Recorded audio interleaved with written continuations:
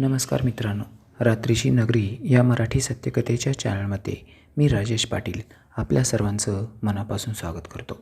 मित्रांनो, आज मी तुमच्यासमोर एक नवीन सिरियल सादर करणार आहे. आजच्या कथेचं नाव आहे मामी, चावट मामी. कथेचं नाव ऐकून तुम्हाला मी काय सांगणार आहे याचा अंदाज आलाच असेल. आजची ही कथा थोडं स्टेप बाय स्टेप आणि थोडी मोठी जशास तशी अशी सांगणार आहे. ही कथा मी माझ्या लहानपणापासून ते आत्तापर्यंत सांगणार आहे. त्याच्यामुळे कथेचे काही भाग होतील. या भागावर तुम्ही टिकून राहाल आणि संपूर्ण कथेची भरभरून मजा घ्याल अशा अपेक्षेसह मी सदरील कथेला सुरुवात करत आहे. ही कथा तेव्हाची आहे. मला ज्यावेळा कळत होतं, मी लहानच होतो, तेव्हापासून मी मामीच्या सोबत असायचो. माझ्या मामाचं लग्न झालं. ते कधी झालं, काय झालं हे सर्व काही मी तुम्हाला सविस्तर सांगत बसत नाही. परंतु मामाचं लग्न झाल्यापासून सर्व गोष्टी मला माहीत आहेत. घरामध्ये सर्वात लहान मीच.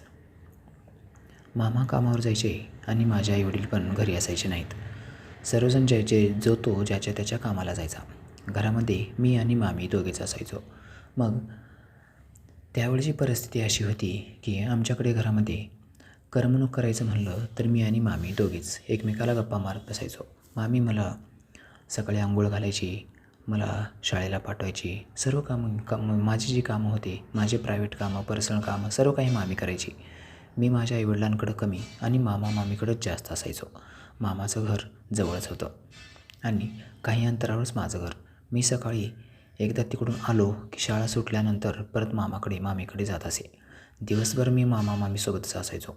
जेवढा वेळ माझा फक्त शाळेमध्ये जायचा तेवढाच वेळ मला मिळायचा. बाकी मी तिकडंच असायचो.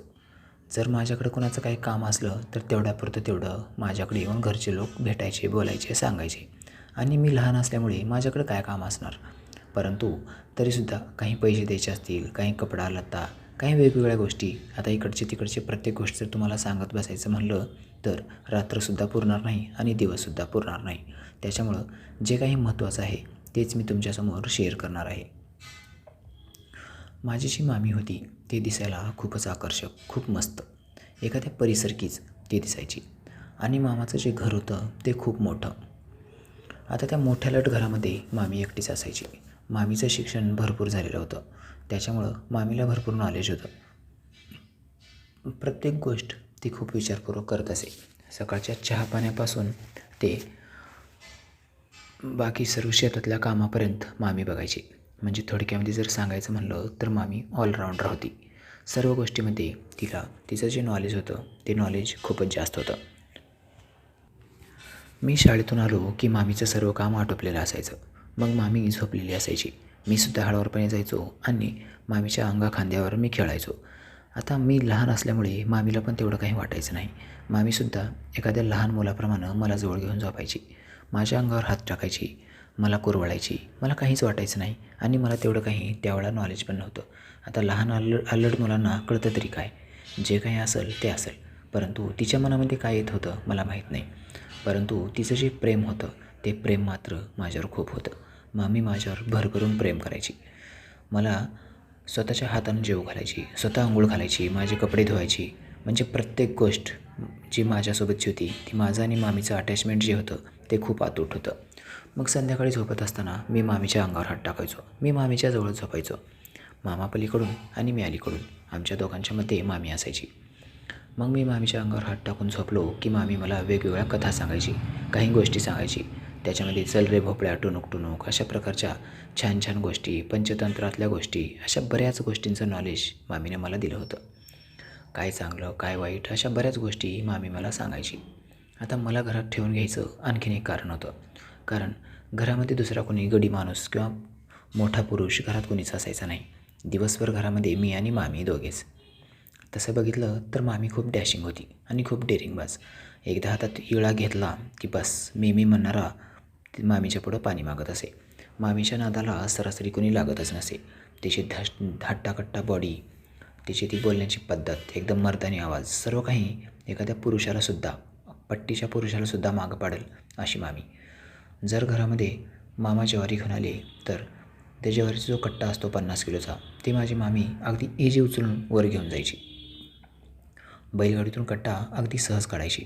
आजूबाजूच्या ज्या महिला होत्या त्या महिलासुद्धा मामीचं खूप कौतुक करायच्या आणि खूप नवल करायच्या.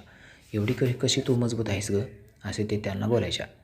मला त्यावेळेला काही समजायचं नाही. मामीच्या अंगात ताकद खूप आहे एवढंच मला माहीत होतं. मग हळूहळू मामीचं लक्ष माझ्याकडे जे होतं ते जशाच तसंच होतं. परंतु मी हळूहळू आता मोठा होऊ लागलो होतो. मी 5वीला 6वीला 7वीला एक एक वर्ग मी पुढे जात होतो. तोपर्यंत तर काहीच नव्हतं. मग एके दिवशी असं झालं की दुपारच्या वेळेला मामी थोडीशी अस्ताव्यस्त झोपली होती. मी शाळेतून घरी आलो, दप्तर भिरकावलं आणि थेट जाऊन मामीच्या अंगावर पडलो. मामीचे कपडे थोडेसे अस्ताव्यस्त झाल्यामुळं मी डायरेक्टच मामीच्या अंगावर पडलो. मामी थोडीशी चेकाळली. तिला काहीतरी वेगळं वाटलं असावं. मग मामी मला म्हणाली, अरे राजेश, काय आहे असं पडतात का अंगावर कधी? तसं मी म्हणालो, मग काय झालं मामी, अंगावर पडलो म्हणजे काय झालं? आज काय पहिल्यांदा पडत नाही, मी तुमच्या अंगावर तर रोजच पडतो आहे. मग मामी म्हणाली, हो रे बाबा, ते ठीक आहे, परंतु असं डायरेक्ट अंगावर पडायचं नाही. माझ्या अंगावर कपडे बघा कुठंपर्यंत गेले ते. मी हसलो आणि म्हणालो, हो ना मामी, तुमचं दूध मला दिसतंय बघा, हे पण बाहेर आले. मग मामी लगेच मला म्हणाली, काय चावट झालास बघ. मग मी म्हणालो, काय झालं मामी? मग ती म्हणाल्या, नाही हो, तसं काही नाही, जाऊ द्या चला. असं म्हणून तिनं तिचं दूध झाकून घेतलं. मी हळूवारपणे म्हणालो, मामी, तुम्ही मला बघितलं की ते झाकून काय घेतात? याच्या अगोदर पण मी तुम्हाला बऱ्याच वेळा हा प्रश्न विचारावा म्हणलो होतो आणि आणखीन एक गोष्ट विचारायची आहे. तसं मामी म्हणाली, हो विचारा ना, काय विचारायचं आहे? मग मी म्हणालो, जेव्हा कोणी नवीन अनोळखी व्यक्ती किंवा दुसरा पुरुष तुमच्यासमोर येतो किंवा महिलांच्या पुढे येतो त्यावेळेला ते आपले दूध का झाकून घेतात हो मामी? त्याचं कारण काय आहे? मग मामी आता माझ्या त्या केविलवाण्या प्रश्नावर थोडंसं मामी हसली आणि मला म्हणाली, काय राजेश, काय विचारताय? तुम्हाला काय करायचं त्याच्याशी? मी म्हणालो, नाही हो, मी खूप स्त्रियांना बघितलं आहे की पुरुष समोरून आला की त्या आपलं दूध झाकून घेतात. अगोदर त्या पुरुषाच्या तोंडाकडे बघतात आणि लगेच त्या पदर घेतात. हे काय कारण आहे? असं केल्यानंतर काय होतंय? मग मी म्हणालो, मामी जाऊ द्या, तुम्ही जर सांगणार नसाल तर नका सांगू, परंतु ही गोष्ट मी कधी कसं तुमच्याकडून माहीत करून घेणारच. जोपर्यंत तुम्ही सांगणार नाहीत तोपर्यंत मी तुम्हाला बोलणार नाही. जाऊ द्या, तुम्ही किती दिवस मला न बोलता राहतात बघूत. आणि चाललो मी माझ्या घरी. आता नाही येणार तुमच्याकडे. मी माझ्या आईबापांकडे जाऊन झोपतो आणि माझ्या आईलाच विचारतो हे काय आहे ते. तशी मामी माझ्याजवळ आली. तिने मला लाडामध्ये जवळ घेतलं, माझ्या अंगावरून हात फिरवली आणि मला म्हणाली, राजेश, तुम्ही खूप हुशार आहात ना. असं वेड्यासारखं करायचं नसतं. असे प्रश्न आईला विचारायचे नसतात. मग मी म्हणालो, तुम्ही तर सांगत नाहीत, मग विचारू कुणाला? त्या शेजारच्या वंदना वहिनीला विचारू का? मग मामीनं तोंडात बोट घातलं आणि लगेच म्हणाली, मार देईल ती, मार. मी म्हणालो, का? मी काय केले मार द्यायला? आणि मला का मार देईल वंदना वहिनी? मी तर फक्त वंदना वहिनीला एवढंच विचारणार आहे की त्या महिला, कोणती पण महिला पुरुषाला बघितल्यानंतर स्वतःचं पदर का झाकून घेतात, दूध का झाकून ठेवतात, काय कारण आहे? आणि कोणता प्रश्न विचारला तर त्याला काही फरक पडत नाही. आणि जर तुम्ही कोणीच सांगणार नसाल ना, तर उद्या मी शाळेत गेल्यानंतर आमच्या सरांना विचारणार आहे, हाच प्रश्न विचारतो की काय आहे. आता मात्र मामीनं डोक्यालाच हात लावला आणि मामी म्हणाली, राजेश, तुम्ही जर हा प्रश्न सरांना विचारला तर ते तर तुम्हाला फोडूनच काढतील, खूप मार मिळेल तुम्हाला, चावटपणा करायचा नाही. मी काय म्हणते? मग मी म्हणालो, तुम्ही जर सांगणार नसाल ना मामी, तर मग मात्र मी करणारच. बघा तुम्हाला काय वाटते ते. मामी म्हणाली, ठीक आहे बाबा, मी सांगते, परंतु हा प्रश्न कोणाला विचारू नका. मी म्हणालो, का मामी, का विचारायचं नाही? मग लगेच मामी मला म्हणाली, हे प्रश्न विचारायचे नसतात. मी परत हळूच म्हणालो, मग तुम्ही सांगा ना, दूध का झाकून ठेवतात? ते लोक पाहत आहेत म्हणून ना. मामी हसली आणि मला म्हणाली, आता काय करावं? असली काहीतरी प्रश्न विचारताय की माझ्या डोक्याचं दही होऊन गेले. मी म्हणालो, मामी, तुमच्याकडे तर दूधच नाही, मग दही कसं होणार? मामीनं माझ्या तोंडावर हात ठेवला आणि मला म्हणाली, बस झाला फाजीलपणा, चावटपणा करायचा नाही म्हणजे नाही. तुम्ही हल्ली खूप चावट होत आहेत, काही पण प्रश्न विचारतायत. 2-3 दिवसापूर्वीच तुम्ही माझ्या अंगावर उड्या मारल्या, तुम्ही माझ्या अंगावर हात टाकला. मी म्हणालो, हो, मी तर तुमच्या अंगावर रोजच हात टाकतो. तुमच्या अंगावर हात टाकल्याशिवाय मला झोपच येत नाही. काय करू मामी, खूपच अडचण आहे हो. तुमच्या अंगावर हात टाकल्याशिवाय मला झोप येत नाही, सवयच लागली आहे तशी. आणि माझ्या प्रश्नाचं उत्तर जर तुम्ही देणार नसाल, मला वेगळ्या वेगळ्या बोलण्यामध्ये जर तुम्ही गुंतवून ठेवून माझा प्रश्न माझ्या डोक्यातून काढायचा विचार करत असाल, तर मग मात्र ते शक्य नाही. मी विचारणार म्हणजे विचारणार. एकतर आईला विचारतो, पप्पाला विचारतो किंवा शेजारच्या वंदना वहिनीला, आणि कोणीच नाही सांगितलं तर आमच्या शाळेतल्या सरांना नक्कीच विचारणार. मग मामीनं माझ्या हाताला धरून बेडरूममध्ये घेऊन गेली आणि मला म्हणाली, बघा तुम्हाला दूध आहे का, तुमचं दिसतं का बघा. आता मी तुम्हाला उत्तर सांगणार आहे. मी म्हणालो हो सांगा काय ते. मामी म्हणाली तुमचं दूध दिसते का, असं म्हणून तिने माझ्या अंगावरचा शर्ट वर केला. मी म्हणालो नाही, परंतु मामी माझं दुधू खूप छोटं आहे आणि तुमचे मात्र खूप मोठे आणि खूप छान आहेत. तसं मामी लगेच म्हणाली म्हणजे माझे मोठे आहेत म्हणून छान आहेत का. तसं मी लगेच मामीला म्हणालो मामी मला तसं म्हणायचं नाही. मग मामी म्हणाली मग कसं म्हणायचे. तुमचे दूध मोठे आहेत ही झाली पहिली गोष्ट आणि ते मला आवडतात, त्याचा मला फायदा होतो ही झाली दुसरी गोष्ट. आता मात्र माझ्या बोलण्यावर मामीला काय करावं काही समजत नव्हतं. तिने प्रत्येकदा तिचा हात डोक्याला लावून घेतला आणि मला म्हणाली माझ्या दूधचा तुम्हाला कसा काय फायदा होतो तुम्हाला. मग मी एकदम निरागसपणे तिच्याकडे बघू लागलो. मी काहीच बोलत नाही हे पाहून ती मला परत म्हणाली राजेश बोला ना, काय झालं, माझ्या दूधचा तुम्हाला काय फायदा होतो आणि तुम्हाला हे आवडतात, सांगा ना मला कसं काय आहे सांगा मला. मी म्हणालो ठीक आहे मामी, मी संध्याकाळी झोपताना तुमच्या ह्या दुधूला धरून झोपी जातो. तुमच्या दुधूला धरल्यानंतर मला लवकर झोप लागते, हा माझा फायदा आणि हे मोठे आहेत म्हणून मला आवडतात. मामीनं कपाळावर हात मारून घेतला. अरे देवा आता काय करावं, काहीतरीच काय बोलतायत.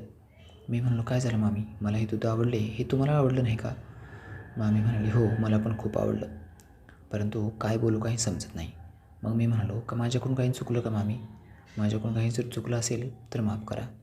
मामी म्हणाली तुमच्या निरागस चेहऱ्याकडे बघितल्यानंतर असं वाटत नाही तुम्ही इतके चंचल इतके चावट असाल म्हणून. परंतु मामी काही जरी बोलत असली तरी तिला माहीत होतं माझ्या भावना एकदम निरागस होत्या. माझ्या बोलण्यामध्ये कसला स्वार्थ नव्हता किंवा काहीच नाही, सर्व काही गोष्टी एकदम रिलॅक्स होत्या. मग मामी परत मला म्हणाली हे सर्व काही कुठून शिकलात. तसं मी म्हणालो म्हणजे. आता मामीला काय प्रश्न विचारावा किंवा मला काय बोलावं काही सुचत नसावं. ती गप्पच बसली. मी परत लगेच मामीकडे तोंड केलं आणि तिला म्हणालो मामी सांगा ना मी काय शिकलो, काय शिकण्याबद्दल बोलत होतात तुम्ही, मला पण सांगा ना. मामी मला म्हणाली तुम्ही म्हणलात ना आता मी तुमच्या दुधूला धरून झोपी जातो, हे दुधूला धरून झोपी जायचं कुठं शिकलात. मी म्हणालो मामी त्यात शिकण्यासारखं काय आहे, ज्यावेळा मी छोटा होतो त्यावेळा मी माझ्या आईच्या दुधूला धरून झोपत होतो, मग त्याच्यात काय विशेष, तेव्हापासून मी आत्तापर्यंत तसंच झोपतो. फक्त फरक एवढाच आहे की अगोदर मी आईच्या जवळ झोपत होतो आणि आता मी तुमच्याजवळ झोपतो आहे. मामीच्या लक्षात आलं. मामीने ऑब्झर्व कधी केलंच नव्हतं. मी दररोज झोपताना मामीच्या छातीवर हात टाकून झोपत असे. आता मात्र मामीचं डोकं गरगर करू लागलं होतं. काय बोलावं आणि काय नाही मामीला काही सुचत नसावं. ती हळूवारपणे तिनं माझ्या गालाचा गालगुच्चा घेतला आणि मला म्हणाली अरे देवा मी तर ह्या गोष्टीचा विचारच केला नव्हता, तुम्ही एवढा लांब विचार करताय. तसं मी म्हणालो मामी काय विचार केला नव्हता, काय बोलतायत काय मला काही समजतच नाही बाबा, मला पण समजेल असं सांगा. मग मामी म्हणाली ठीक आहे काहीच नाही चला बाहेर. मग मी म्हणालो नाही मी बाहेर नाही येणार, मला ते अगोदर प्रश्नाचं उत्तर द्या, नाहीतर मी आईला जाऊन विचारतो किंवा त्या वंदना वहिनीकडे जातो. ती वंदना वहिनी पण मला खूप छान बोलते, मला सगळं काही सांगते, ती जाऊन विचारतोच मी त्यांना. मामी म्हणाली राजेश थांबा मी सांगते, पुरुषांची नजर चांगली नसते. मी लगेच म्हणालो म्हणजे मी पण पुरुष आहे, माझी पण नजर चांगली नाही का. मामी म्हणाली अरे बापरे आता कसं समजावायचं तुम्हाला, खूपच अवघड आहे बाबा तुम्हाला समजावणं, जाऊ द्या मी सांगेन तुम्हाला कधीतरी नंतर, तुम्ही मोठे झाले ना तुम्हाला आपोआपच माहीत होईल. मी म्हणालो मामी मी आता मोठा झालो आहे, मला जे काही सांगायचं आहे ते आत्ताच सांगा, मला नंतर नको, जे सांगायचं आहे ते आत्ताच सांगा. जोपर्यंत तुम्ही सांगणार नाहीत तोपर्यंत मी नाही ऐकणार. मी तुमच्या तोंडातून जे काही ऐकायचं आहे ते ऐकल्याशिवाय मी सोडणारच नाही. तुम्हाला जर सांगायचं नसेलच तर ठीक आहे नका सांगू, मी जातो वंदना वहिनीकडं. आता मात्र मामीच्या दिमागाचं ध्येय झालं होतं. सांगावं तर एक, नाही सांगावं तर एक, काय करणार. बिचारी खूपच मोठ्या संकटात सापडली होती. मित्रांनो त्यावेळची गोष्ट जशी मला आठवते त्याच्यावरून मला आत्ता स्वतःचं हसू येते. खरंच मी किती बालिश होतो, माझ्या मनातले प्रश्न मी कशा प्रकारे विचारत होतो याचंसुद्धा मला आज खूप आठवण आली आणि खूप हसू आलं. म्हणूनच ही कथा तुमच्या समोर सादर करायचं ठरवलं. तसं बघितलं तर ही घटना पूर्ण माझ्या डोक्यातून उतरून गेली होती, परंतु आता ही घटना आठवली आहे म्हणून ह्या मालिकेचा पूर्ण भाग जशास तसा तुमच्यासमोर शेअर करायचं मी ठरवलं आहे. मित्रांनो तुम्ही आपल्या चॅनलवर जर पहिल्यांदा आला असाल तर कृपया आपल्या चॅनलला सबस्क्राईब करा, आपल्या कथेला लाईक करा. आपल्या कथेला हल्ली तुम्ही लाईक करत नाही, कथेला खूप कमी लाईक येत आहेत, त्याच्यामुळं मी कथा अपलोड करत नाही. तुम्ही लाईक करा. 100 लाईक्स जर आले तर पुढचा भाग आपोआप अपलोड होईल. बाय बाय मित्रांनो, भेटूया कथेच्या पुढील भागामध्ये. परंतु तुमच्यासमोर टार्गेट आहे, केलं ना लाईक? जर नसेल ना, दाबा ना भाऊ अंगठा.